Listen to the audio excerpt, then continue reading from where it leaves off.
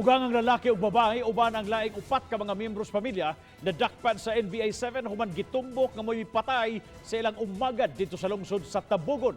Samtang asawa sa biktima nga apil sa mo krimen nakasibat aton sa pagpatuman sa warrant of arrest. Ano ang report? Ang prime accused nga si Fausto Jerry De Ligero ug ang iyang asawang si Imelda nga usa ka maestra nadakpan sa Purok, Kalubihan, Barangay Manlagtang, lungsod sa Tabugon. Nasikop usab silang Wilin Supsop, Saldi Supsop nga usa ka barangay kagawad, uban silang Arlene Flores ug Jose Banduho nga mga miyembro usab sa pamilya.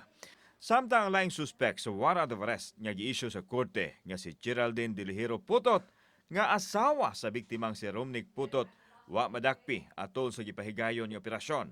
Gipatay sa Romnick Hulyo sa miaging tuig nga unang gikataho nga na-missing ug dayon gipagawas nga naghikog dihang napalgan ang lawas niini nga hapit na madugta.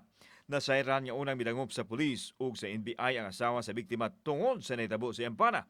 Apan sa pagpalawom sa investigasyon sa NBI ni gawas nga adunay foul play ang kamatayon ni Romnick human makita nga adunay agi sa tinuk-an sa iyang liog.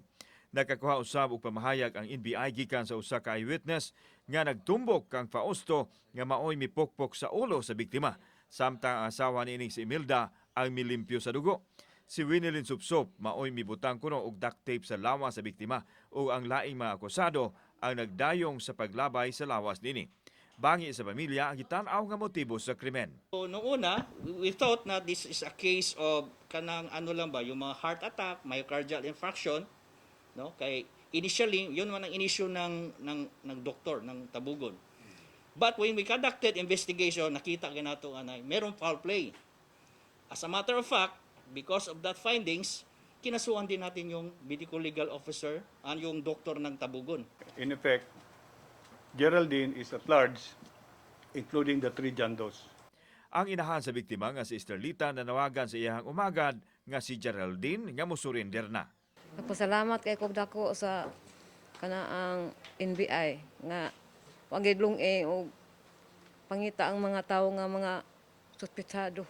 Ang akong ihangyo nimo Geraldine nga mo surrender na lang jud ka sa balaod karon dili magdako ang imuhang sa Makaingon jud kong wala kay ngano kanang tungod sa status among kinabuhi ba nga pobre ra bitaw kay me. We are, thankful for the assistance rendered by PD Engelbert Soriano. Kauban si Cleofer Lumayag, ako si Alan Domingo. Balitang Bisdak.